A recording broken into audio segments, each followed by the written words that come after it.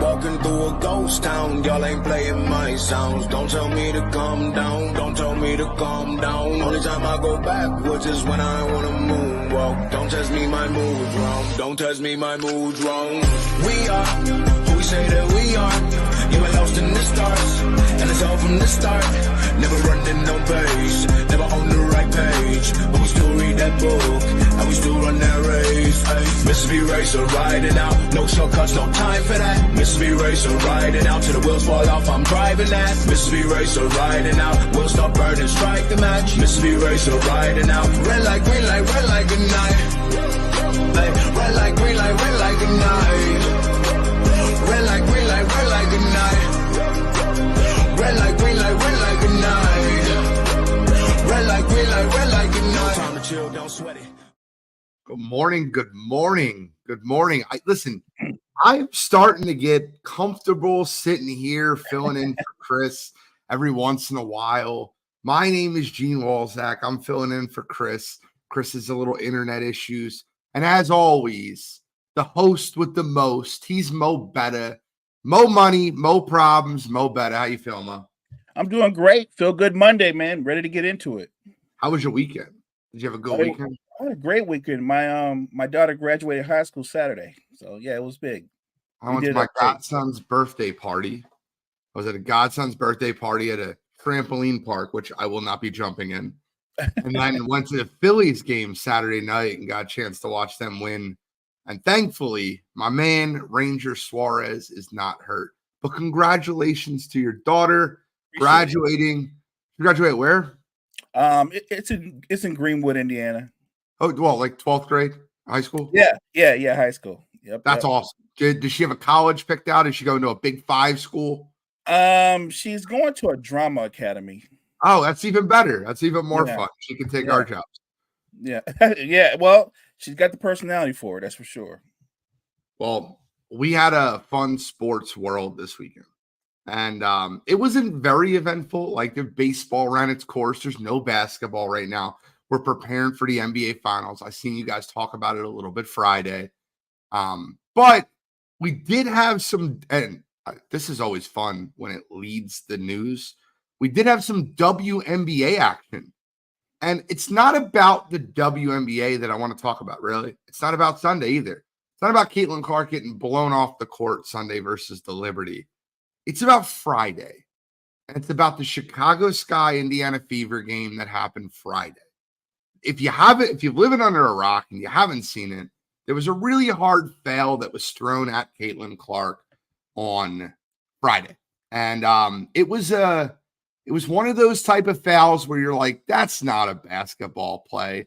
But the more that comes up out from it, like the more that comes out of it, like you get different comments. Is it Shenedy Carter? You can help me out. It's Shenedy Carter. That's how I pronounce it. Yeah, that's how I pronounce it. Okay. So she just basically shoulder shoved Caitlin Clark to the ground without the ball being imbalanced. It was called it away from the play foul. It was not called any type of flagrant foul or technical foul. But the parts that come out afterwards are the most telling to me.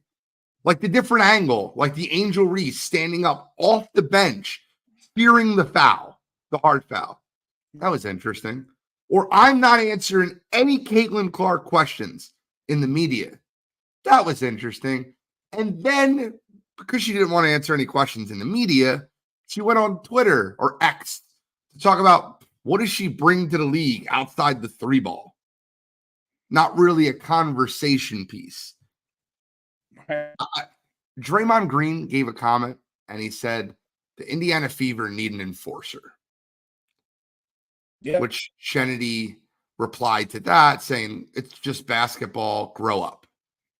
I would love to hear your takes on the entire thing that transpired between the Chicago Sky and the Indiana Fever.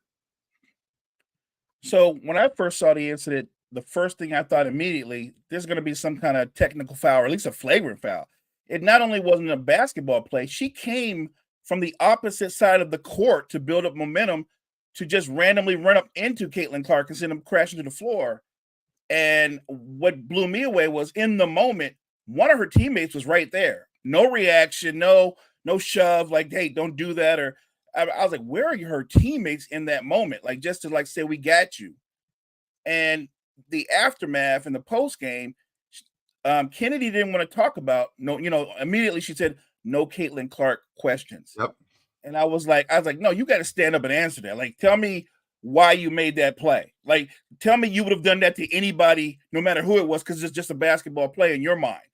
And she didn't want to deal with that because she knew she was in the wrong, I think, obviously. And it was kind of weird to me. She goes to social media and then she has a lot more to say. And it's quick criticism. What has she brought to the league other than the three ball? And I thought that's what it's about, right? It's the jealousy that's permeating throughout the league. What she's brought to the league is she's brought the league attention that the league has never had. She's brought ratings that the league has never had. And while she's in her rookie season, I didn't expect her to come out and dominate the league. But for some of these players and maybe fans to write her off a few games into her rookie season, I think they're making a mistake. I think when it's all said and done, Caitlin Clark will get better. She will get in the lab, and she will be the player that most of us project her to be. I want to remind people, when the college basketball season ends, they don't get a break when you get drafted. You literally go from being college basketball, you're right into the WNBA. So she didn't get an offseason to work out with a trainer, to get stronger or do the things that you might need to do to prepare for professional basketball. And I'm not making excuses. This applies to everyone. I was just disappointed so far in the reaction to her because she's brought so much positive things to the league that the unwarranted criticism I don't understand of a rookie, because I don't think you would treat every rookie the same way as she's being treated.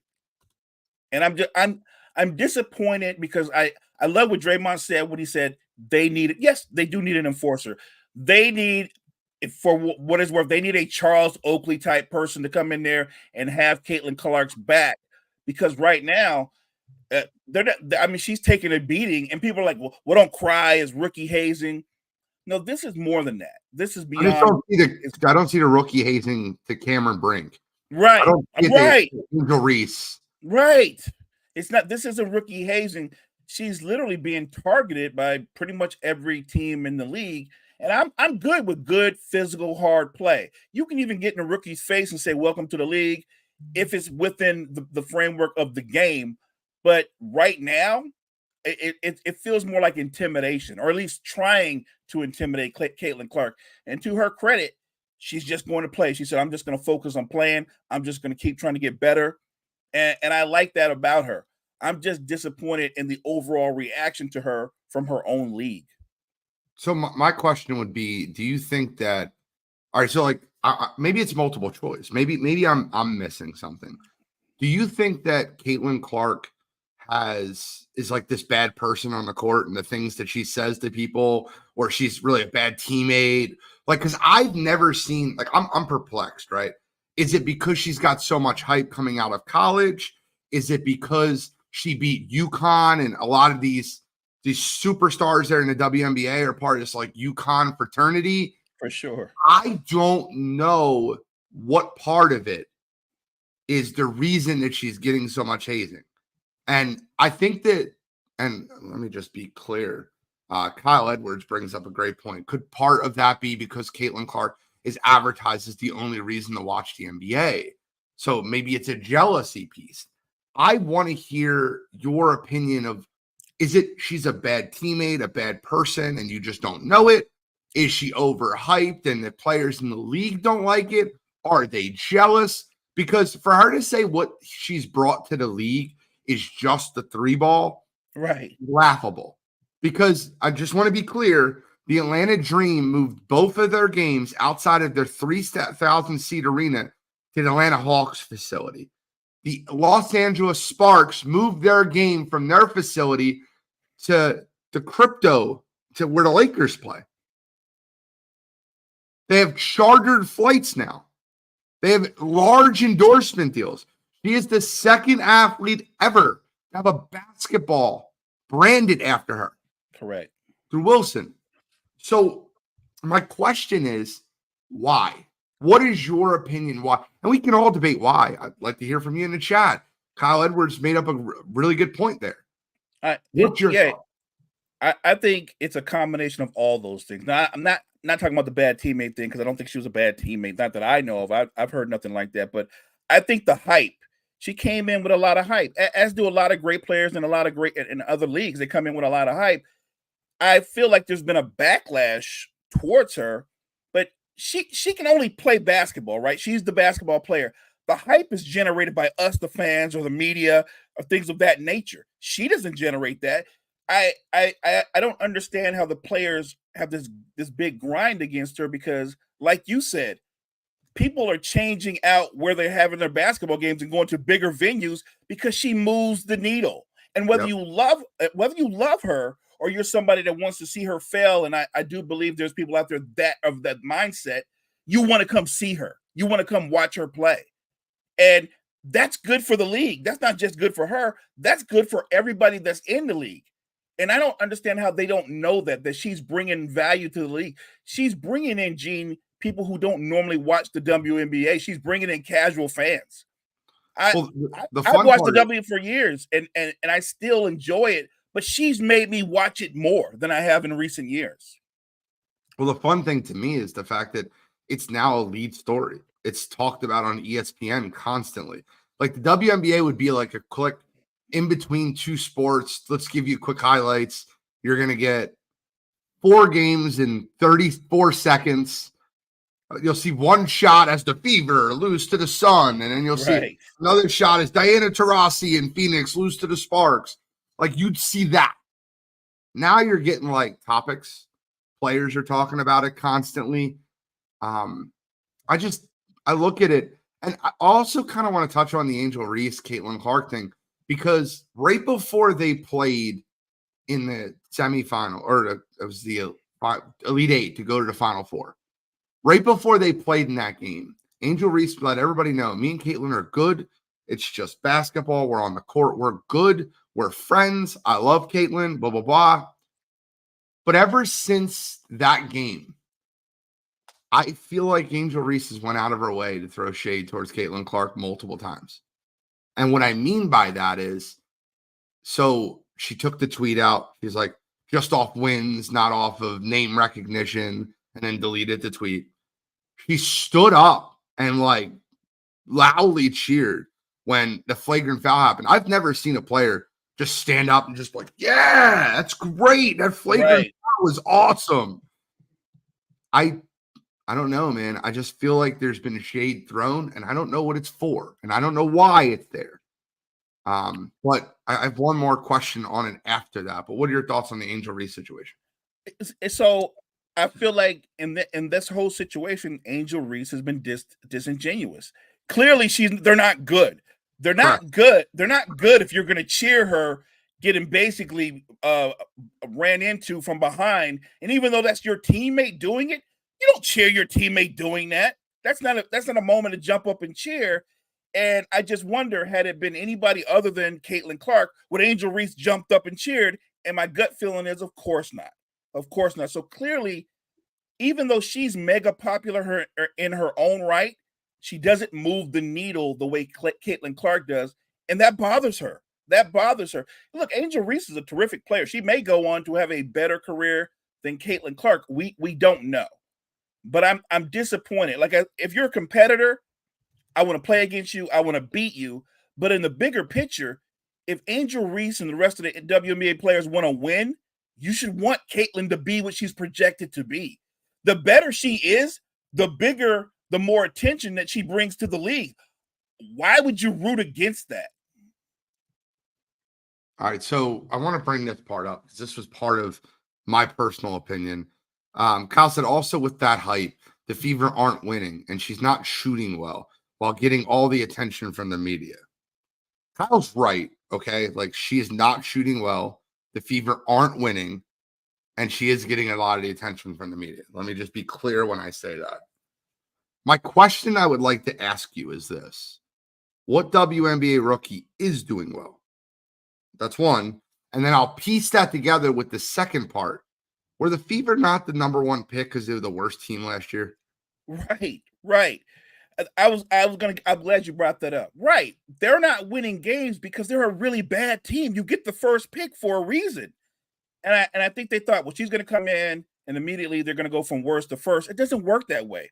No. You still you have to have compatible, talented teammates to play with. The Fever are one of those teams in the WNBA that are clearly in a rebuild mode. They're not there. It's a spoiler alert. They weren't going to make the playoffs. They weren't. They're not built to make the playoffs. So when people say they're not very good or they're not winning, they weren't going to win. They're not built to win. They've got work ahead of them. And the whole thing about Angel Reese, that situation, the problem I have with that is you brought up something that's really smart. What WNBA players doing really well in terms of the rookies? And the only one that I think that's been consistent and that's been defensively has been Cameron Brink. Yeah. I think she leads the league in block shots, and it's not even close by a rookie. She's been consistent, but Angel Reese has had some up and down games. None of the top rookies are playing terrific to me or consistent other than Cameron Brink. But Cameron Brink leads all rookies in block shots. She's third in the league in block shots, which is incredible. But she's only averaging 7 points a game. I think it's 7.9 or 8.1. Right. She might have just crossed that plateau. But I just think that coming out, and the point I was making isn't that this rookie class is bad or that, right. Or my point is this, right? For the WNBA, rookies have it extremely tough their first year. And if you don't know, let me just spin it for you. They report to training camp for college in the beginning of October, late September, depending on what your team you're on. They play a 33 game, 31, 32, depending on what conference you're in, season. And then they play an NCAA tournament on top of 3 preseason games for college basketball. For Caitlin Clark, that happened to be 42 games. So she played a 42-game season from November until mid-April because she played in the national championship. Right. She gets drafted, I think it's the first week of May. I believe it's the week after the NFL draft. She gets drafted the first week of May. A week later, they report to training camp. They have 3 preseason games within 2 weeks of her being drafted. And then the WNBA season starts. I don't know what person is going to be successful under those circumstances to start, especially someone. Now, the way you become successful in those situations is you're not the lead focus of the team. You're not running the offense. You're not the best player on the team. Hey, Caitlin, we're going to run the whole offense for you. You've been here for 2 weeks. And she's the point guard. She's the one running the team. She's the one running the offense. And in reality, it's kind of a lose-lose situation. You have 2 weeks to instill an offense, and you have to learn your teammates and learn where they're at. When you play a team like the Connecticut Sun, who 4/5 of their starting line have been together for 4 years now. When you're playing the Liberty, who were in the WNBA finals last year, or the Aces, who were in the finals last year, it's not the same. And that's a reason why a lot of these rookies are failing. And that's okay. But the unparalleled hate that keeps getting spewed towards her is the issues I'm having. And Cottrell is one of those people that brings it. So I'm glad he's commenting. He's he's joined the Caitlin Clark hater bus and calling her a bust at this point. That's what he's at. So those people I just don't understand. I don't follow. I don't understand where they're coming from. I don't think she's a bust. I think she's having a tough rookie season, but you pointed out most of the rookies are having a tough rookie season. But she's the one that they point out her struggles, right? They're not highlighting that Cameron Brink is only averaging below 10 points a game or that Angel Reese's numbers are up and down. They're only highlighting Caitlin Clark's failures are coming up short. And again, like I said, it kind of comes with the territory. She's the biggest name in women's basketball, even though nobody's saying she's the best player in women's basketball. She's the biggest name. So she's going to take some heat when she has shortcomings. And that's okay. That comes with the territory. But like you said, the insanely over-the-top hate towards her, I've never seen that anywhere. Like I think the closest person to receive that kind of hate, but it seems almost as much love, would be LeBron, right? LeBron is he has millions of fans, but he has millions of detractors. In Caitlin's case, the detractors seem to have the bigger voices. Yeah. I mean, the league. LeBron's more buddy-buddy with a lot of people in the league, so he's friends. Right. He said he didn't consistently say agree with Diana. This is not accurate. I'm going to post what he said, and I'm going to pick it apart. Not a hater bus. I've consistently said I agreed with Diana saying that it would be a transition period. Now that she is struggling with the transition, the new narrative is, of course, she was going to struggle when that always wasn't the case. It's not accurate at all. He said on Wire that he thought what Diana's words were harsh and they came off haterish. Then he said, is it too early to say that he's right 5 games into the WNBA season, which I think is a complete detraction. But I'm going to move off of that topic now. We've been 21 minutes in. I'm glad the WNBA is the lead. So that's awesome. So let's talk about baseball, MLB. Normally we'd have JG on. I kind of miss JG. JG, if you're listening, we want you here. But I do want to discuss a play that happened. The White Sox were playing the Brewers yesterday. I'm not sure if anybody's seen this. I'm not even sure if you've seen this. But there was a play at the plate where Tommy Pham was like, I don't know, like 5 feet out. Like it wasn't even close, right? Umpire calls him out. Tommy Pham kind of slid into the catcher. I wouldn't say it was reckless, but the catcher of the Milwaukee Brewers was jawing at him, and Tommy Pham had to be held back, and he wanted to fight him. And then after the game, they interviewed Tommy Pham, and he had some very interesting comments. I really wasn't paying any attention to what he said, what he had to say. Pham says it was a shallow fly ball to left field. You expect the left fielder to throw the base runner out. The third base coach sends you, you've got to go. I'm nailed out at home. I'm going to the dugout. I hear tough guy Contreras with all the hoorah shit. I never start anything, but I'm prepared to finish it. There's a reason why I do all kinds of fighting in the offseason, because I'm prepared to F somebody up. So take that as what it is, and then walked away from reporters. Wow. I think that's one of the most hilarious sound bites of the whole season for Major League Baseball. This is why I fight in the offseason. So in case there's an altercation, I can beat them up. Right. Mo. I'm just bugging off of the comment because, like, we just kind of like breeze through the part that you fight in the off season, like, you know what I mean, like to get prepared just in case during the season somebody comes at you. Wow, that's wild. That's a wild take. That's just a wild comment in general. It is definitely the most colorful comment of the MLB season for sure. I thought it was absolutely hilarious, and I wanted to at least bring that up. Tommy Pham is you're most known for punching a teammate over a bet when he was playing in San Francisco. That he broke someone's jaw over a bet, and trust me, Tommy Pham can throw hands. The guy can punch, but it's actually really funny that his first reaction is, "I will beat you up." You're in Major League Baseball, brother. That's what I said to somebody at 17. This is not what I was saying at 35. Right. You're a Major League Baseball player, Tommy. Leave if you want to get an altercation. If you don't like the hoorah talk or the trash talk, I don't know what to tell you, man. Maybe join MMA.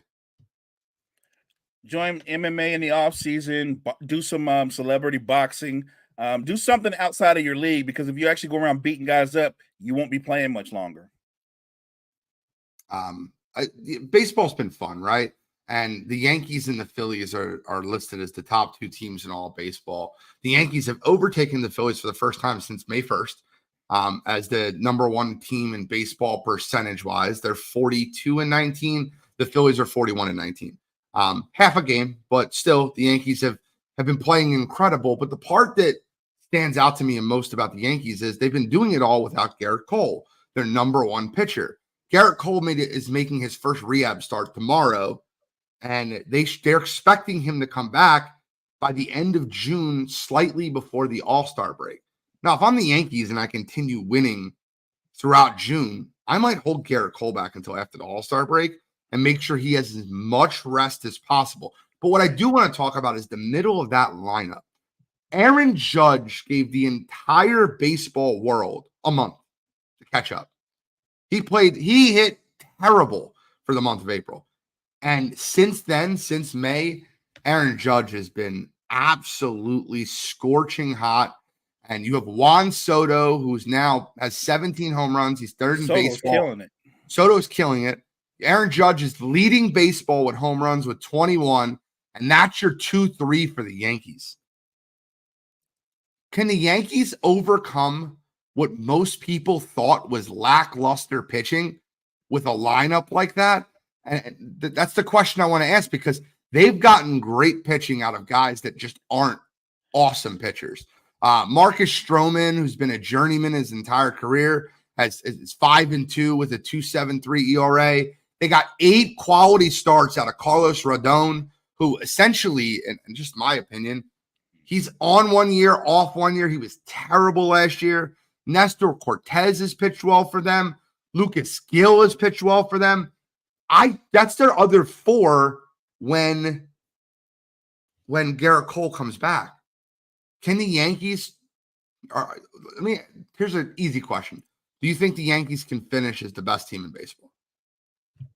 I think that if they're going to get the kind of pitching that they've gotten, that no one expected this from their bullpen. It maybe, I guess the question I've had watching them is what their bullpen doing? Because at the beginning of the season, nobody said the Lakers or the Yankees had a strong pitching staff. If it's sustainable, absolutely, because they have the firepower when it comes to their hitting. But I think the challenge is I don't know if those guys can keep pitching above what they normally pitch, right? Because right now they're going above and beyond what they've normally been. I don't think that's sustainable. I don't either, but I got to give credit where credit is due. And with Judge and Soto both raking right now, Soto had 2 home runs yesterday. Judge leads all baseball with home runs. They have 38 home runs between their 2-3 hole. That's and Anthony Volpe has played out of his mind for the Yankees. Let's just be clear there. I would love to see another Yankees-Phillies World Series. I mean, that's essentially what we're looking at. But the Yankees-Dodgers is also a fun World Series to watch. If my Phillies, I don't want to be too homerish, but Yankees-Phils or Yankees-Dodgers will be your best ticket price World Series. And it won't be. No question. Of course, look, as a casual Dodgers fan, I would love to see the Dodgers go back and win it all. Imagine doing that in Shohei's first year with the team. That would just blow my mind. That if he did that his first year, I would think that most Dodgers fans, I'm sure the Dodgers management and the powers that be would go, worth every penny. Speaking of the Dodgers, it's funny you say that. It's funny you bring them up. The Dodgers have had some pitching that you just didn't expect, right? So like when I say that, like, listen, we expect Shohei and we expect Mookie and we expect guys on that team to be good, right? We expect that. Shohei and Mookie have been exactly as advertised. One's batting .322, the other one's batting .318. Mookie's OBP is .412. That's incredible. But what you didn't expect from the Dodgers is what you're getting. Tyler Glasnow has been one of the best pitchers in all baseball. Yamamoto, after a terrible opening start, has been great. And look, Gavin Stone has pitched well for them. And this is without them having Walker Buehler, who's their ace. I give credit where credit is due. Once again, the Dodgers are pitching well. The Dodgers are playing good baseball. Phillies, Dodgers, Yankees are your 3 big teams in all baseball right now. And that's good for baseball. That's great for ratings. You're going to get a ton of that. I was at the ballpark Saturday night for the Phillies game, and someone took a video of when Harper hit his home run and was like, if you didn't tell me the date and you didn't tell me the time, you could easily tell me this was a Phillies playoff game. The way that it was sold out, not one seat empty. And when Harper hit that home run, every single person was out of their seat. He crushed it. You knew immediately, but it's fun when baseball has the powerhouses like New York, LA, and Philadelphia are all humming. All you need is Boston. Give me Boston. Give me a New York, right. Boston, Philly, LA, You get that in the ALCS and the NLCS, your ratings went through the roof. It's money. Throw Chicago in there if they get better. The White Sox are terrible.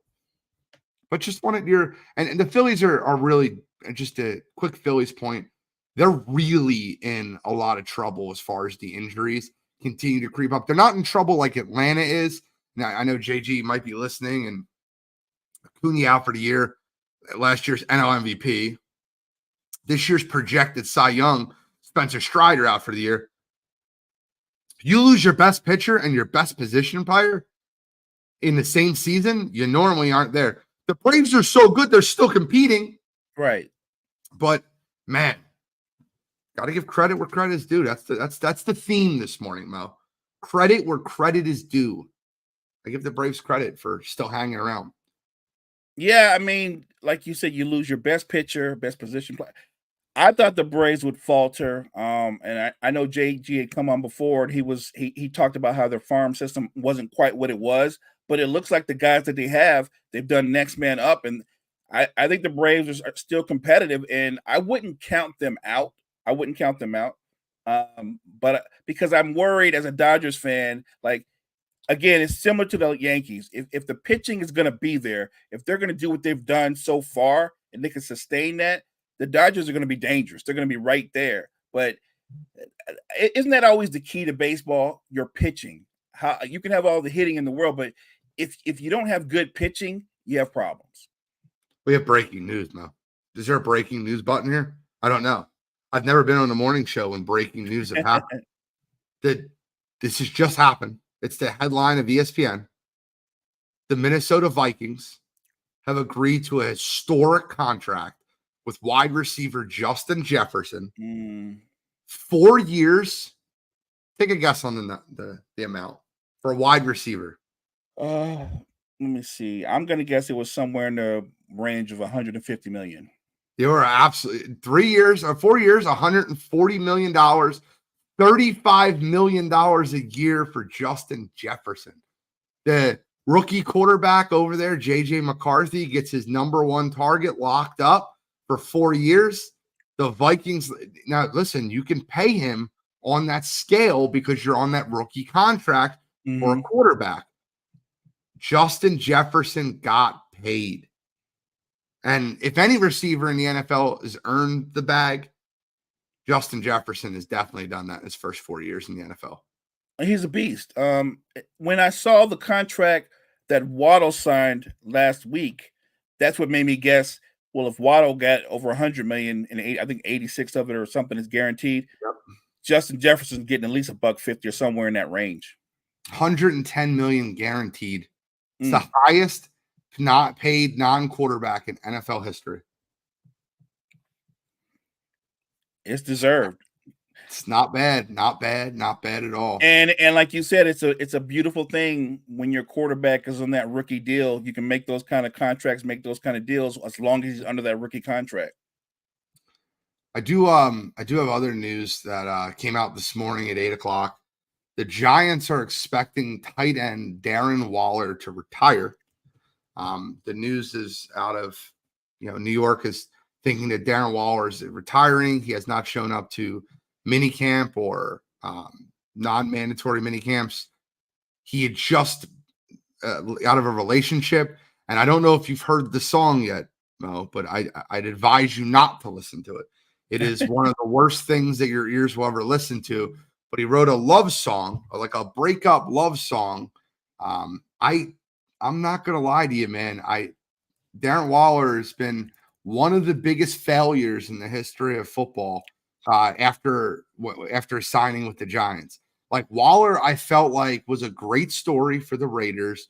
He beat addiction, and then he quit on them during the playoff run that they had versus the Cincinnati Bengals.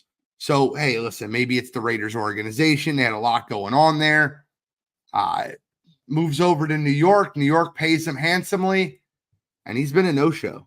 And he's been a no-show for New York, and now he's releasing love songs to Kelsey Plum, the Las Vegas Aces player. I don't know, man. Darren Waller, your thoughts? So when you say releasing love songs, is he singing on those love Yeah, songs? he's singing a love song. Wow. I Waller. can't get it. If I was more technologically savvy, I'd be able to like share my screen and play it for everyone. But I think we lose all viewership. I don't think people would listen to us. Yeah, look, and even if he didn't sing, Darren Waller is one of those players that doesn't move the needle. Like he is a bundle of potential. I remember when he had the breakout season with the Raiders, all we could talk about was he was a tight end who had wide receiver speed. So he could go vertical and he can open up things for you. But he's been potential ever since that one breakout season. And when the Giants made that big deal about signing him, I was like, it won't make a difference. I realized early on that he's not that guy. He No.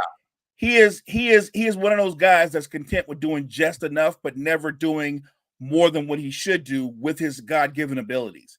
He's vastly overrated as a football player. He's a combine baby. If you put him in a combine, he might be one of the most impressive people, if not the most impressive people or person in the combine, but he's vastly overrated as a football player. So if he's retiring, I don't think it's a great loss for the Giants because he didn't do anything for them anyway. And as far as the love song part, if you did enough for her to want to be away from you and not be married to you, I don't think a love song is going to solve it. Darren Waller is signed to he has 3 more years with a $10.5 million base salary. So I'm sure that the Giants will love to get out of that contract. Agreed. So I do want to, Kyle's been on fire this morning in the comments. He said, I think Tannenbaum on ESPN said he would have traded Jefferson for picks. Wonder why that guy isn't running a team anymore. Funny comment by Kyle. Mike Tannenbaum has made some of the boldest and most ridiculous proclamations. And I understand that you want shock value and you want comments to be able to sell or headlines.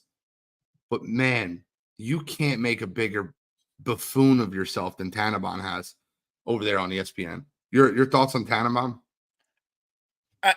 What makes me laugh about him is they always go former GM Mike Tannenbaum, and then underneath they list where where the different teams that he's associated with.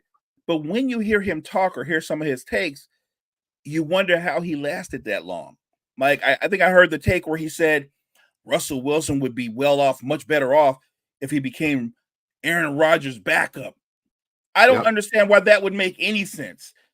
That wouldn't benefit Russell Wilson at all on any level. It wouldn't do nothing for Aaron Rodgers. Knowing Aaron Rodgers, he probably would totally ignore Russell Wilson. They would not have that would not work. I think Mike Tannenbaum, you're right. I think ESPN hired him to be more analytical, and he's been more of a hot take guy. But they're not good takes. They're bad takes. Every time he says something, I cringe. I do have a fun activity planned for us this morning, Mo. I want to move over to the NBA. We have the finals. They are upon us. I'm sure you guys will be breaking it down for the next couple of days. By the way, just if you haven't got a chance to check out N1 and the live streams that they've been putting out, the watch-alongs, I think we'll be doing a couple more watch-alongs for the NBA finals. You got to tune in. Between Mo and Brett, these guys know so much about basketball, and it is an absolute pleasure to be able to listen to them break down the sport of basketball. Just be clear there. But I do have a fun experiment for us, okay? So here's what I'm going to do. It's very easy to say Luka is better than Derek White. That's not a fun comparison. But what I want to do is you guys did something on Coffee and K-Fob, and I want to kind of recreate that tonight to project the winner of the NBA Finals. We're going to project it. We've already given our opinions, but we're going to project it mathematically and statistically. And I'm not going to let Mo know where we're going. I'm just going to ask him a question. And 5 cups of coffee for Coffee and Sports. 5 cups of coffee is the absolute best you can be at that position. 1 cup of coffee is an absolute liability. And we're going to match up position for position in the NBA Finals, including bench depth and coaching. And we're going to project an NBA Finals win for one of these teams. So I have the Celtics depth chart, and we're going to do it with Porzingis. We're going to do it the right way because Porzingis is going to play in this NBA Finals. And I have the Mavs depth chart, and we're going to break it down, and we're going to give cups of coffee, and we're going to add them up at the end. Are you good with that? Okay, we can do that. All right. So now this is just matchup base, right? 5 cups for Dallas would be it's like Luka versus me and you. You wouldn't want to say they have a 5-cup advantage for Luka over, is it Derek White at point guard? Right. Drew Holiday. Okay. So it's got Luka at point guard. So we're going to go just by the ESPN depth chart. Luka and Drew Holiday. So you would say Dallas. So I'll start with mine. I would say Dallas has a 2-cup of coffee advantage in that series. So it's a mismatch with Luka over Kyrie, but only 2-cup coffee difference. So you're doing the matchup. You did Drew versus Luka. You said they had a Luka versus Drew Holiday. Yes. It's an interesting system we're doing. So yeah, I would definitely I'd give the Mavs I'd give them 2-cup advantage. Okay, 2-cup advantage. So we're up 2 cups for the Mavericks, right? Now the Mavericks are going to take an early lead here, but the Celtics are going to come in charge when we get to the front court. Well, I'm sure. All right, so Kyrie Irving versus Derek White. That to me is a 3-cup advantage. Derek White's played great, but Kyrie and Derek White, I think Kyrie will be a much better player and a much bigger force in this series than Derek White will be. I'm gonna go 2 cups. I think Derek White is better than people give him credit for. I think that he's not gonna score like Kyrie scores, but he is gonna score. I would say the same thing about Drew. Drew's gonna lose that. He's gonna lose that matchup by default. Luka's a 30-point scorer, and Drew, even on his best day, is around 18, 20 points a game. But I think that they can both attack either Kyrie or Luka. Okay. Here's a fun one. I think that you have the Mavericks up 4 cups of coffee. I have the Mavericks up 5 cups of coffee. I don't know about that. 3 cups is wild. Okay, that's fair. Well, wait till you hear this one for you. I have a 4-cup advantage for the Boston Celtics in the Jaylen Brown versus Derek Jones Jr. I think this is a complete, and I think this is the biggest mismatch on the court in this entire series. And I'm giving a 4-cup advantage for the Boston Celtics. I like Derek Jones, but I'm with you 100% on that because I think Jaylen Brown is going to be one of the bigger candidates for Finals MVP. So, yeah, I agree with that. So you got 4-cup advantage? Yep. So right now, you're already even. The pots are even on either side. I still have Dallas up 1 because I went 3-2. All right, so this is another big advantage, but I don't think it's as big. And I might be a little bit of a hater here. I'm going to get some slack for this. I have a 2-cup advantage for Jason Tatum over who, in my opinion, has been this postseason's darling, PJ Washington. Oh, I'm going to go 3 cups advantage. I think PJ is going to be competitive, but I think that him being the way he's going to be is going to bring out that in Tatum. I think Tatum is for Finals MVP. Don't we have 4 guys? It's Luka, Kyrie, Tatum, Brown. Yes. One of the 4 is going to be Finals MVP. So let me ask you a question. So that by your logic, you think that Jason Tatum is going to outplay PJ Washington more than Luka is going to outplay Drew Holiday? Yeah. Okay. By my logic, look, here's the thing. In the bigger picture, I'd love it if Dallas won. I would. I really would. But do I want the Celtics to win? I don't want the Celtics to win. But if you're asking me who I think is going to win the series, it's Boston. So you have a 3-cup advantage for Boston. I have a 1-cup advantage for Boston. Kristaps Porzingis coming off an injury. I give a 1-cup advantage over Daniel Gafford right now. Now, I'm not saying if they're both healthy 100%. This is Kristaps hadn't played a month. I think it's a 1-cup advantage difference. I'll give him the 1-cup advantage. I would agree with that because he's healthy, but is he in basketball shape? Is he in rhythm? Because if he's not in rhythm and he's not 100% healthy, then he's not the player that we expect him to be. So I think 1 cup is fair. Okay. So right now, just going by the standings, you're up 4 cups of coffee now for the Celtics. I'm up 3 cups of coffee for the Celtics. We got to go to the bench. The bench is in entirety. I'm just going to name out some big bench players for both teams so anybody listening at home can follow along. Peyton Pritchard, Al Horford, Sam Hauser. This is going to be your bench for the Boston Celtics. That they're going to probably play an 8-man rotation. Do you see another guy getting involved? I don't think Jaden Springer is going to play much this series. Anybody else you see getting involved? Luke Cornett, no. Will play a little bit. Maybe Cornett, not. Porzingis is back. I think Cornett plays if there's foul trouble or Porzingis can't really go. But other than that, no, I don't think Cornett's going to play that much. Okay, so that's your big 3 on the Boston bench. For Dallas, you have Derek Lively, who's been great. Maxi Kleber, who's not been as great. Tim Hardaway Jr., Josh Green, I guess. I don't think Dante Exum sees much. I don't think Dante Exum sees the floor much. That's, I think, your big 3 for Dallas. What bench do you give the advantage to? And I would almost call it dead even, because what Lively can do defensively and how he's a rim threat because of his rim running and finishing.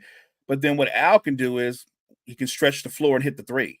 So I guess I could go where the game is being played. I'll take a 3 over a 2. So I would give the Celtics the edge, because I think Al Horford is going to be more prominent during the series. Okay. I will give the Dallas Mavericks a 1 cup of coffee advantage. So you are 6 cups ahead for the Celtics. Oh, I didn't mean it like that. I mean like I would only give the Celtics like a 1 cup advantage if you're talking about the benches. No, but your total is 6. We're doing total. Got total is 6. You're up 6 cups of coffee for Boston. I'm up 3 cups of coffee for Boston. We were 5-4 going into that. Yeah. I gave a 1 cup advantage for. Now, here's where it gets fun. Head coaching. Mazzulla versus Kidd. I'm going to give Jason Kidd a 2 cup advantage. Okay, so you're making the series a little closer with a 2 cup advantage. I am giving Jason Kidd a 3 cup advantage over Joe Mazzulla. I don't think Joe Mazzulla is that good of a coach.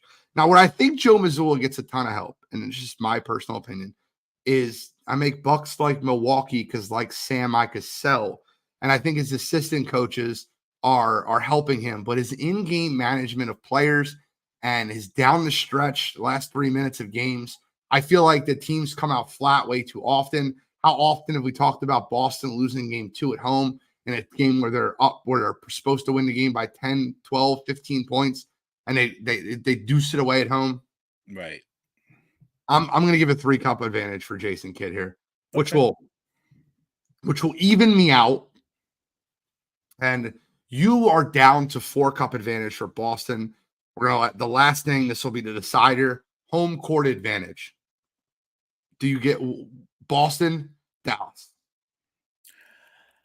I guess I would give the Celtics a 1 cup advantage. I don't. The mystique of the parquet floor it's a little bit different, but if I look at both fan bases, maybe Dallas has the better fan base in terms of the energy they have this year because of the run they're on. It's a tough call. I'm going to give the Mavericks a 1 cup advantage. I'm going to give the Celtics a 2 cup advantage for home court. I think that Boston is a lot tougher place to play than Dallas. Now, let me be clear when I say this. If the game, I'll say this again, and I'll say it again, and I'll say it again. If these games are within 3 points with 2 minutes left in the game, advantage Mavericks. Yeah, advantage Mavericks. Agreed. But I think Boston's the better team. I think they have the better home court advantage. And I'm going to give a 2 cup advantage to Boston. That ends us here. You have ended with the Celtics having a 3 cup of coffee advantage in the series. And I have ended it with the Celtics having a 2 cup advantage for the series. So we're both predicting Celtics in 6 or 7, because that's essentially what we're saying at that advantage. Yeah, and I do predict. I hope it lives up to the hype. I think it's going to be a great 7-game series. And when we say 7-game series, it tells you how good I think the Mavericks are. I mean, the Mavericks are, because they could easily take away a couple of road games. It wouldn't shock me. It wouldn't shock me if Dallas came out, because the Celtics can come out flat at times. We just talked about this, and they won game one. And if they win game one, it literally would change the series for me. It wouldn't for me. I've watched the Celtics goof away games at home all the time. The one thing I'll give Boston is I actually think they're a very, very, very good road team. I think they can go on the road, and because the way they play team defense travels, right?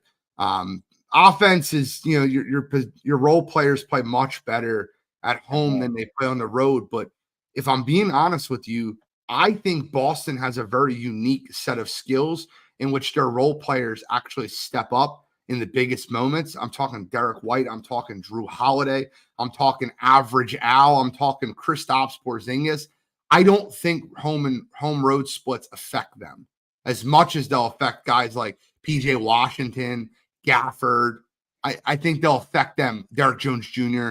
I think it'll affect Dallas a lot more on the road than it will affect Boston.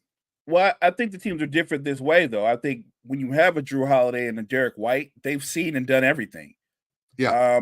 Dallas, I think the role players are really more dependent on what Luka is doing. I think they get their confidence, their energy from Luka. If Luka is dominant, if Luka's putting up numbers, if he's just in his bag, they get energy from that. They get confidence from that. So while I agree Boston is the better team and more talented team, they walk a fine line when they do that thing that they do too many times, where they kind of play down.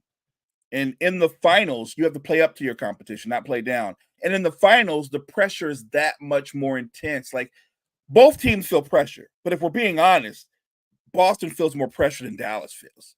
That Boston is in the middle of their run. When we talk about teams run, they're in the middle of their run. The only difference is they have not won any titles during their run. They've been to the finals. They've lived in the conference finals, but they have nothing to show for them. So I think all the pressure is on Boston. I'm picking them to win because I think they're the better team. But mentally, I think they could get deflated.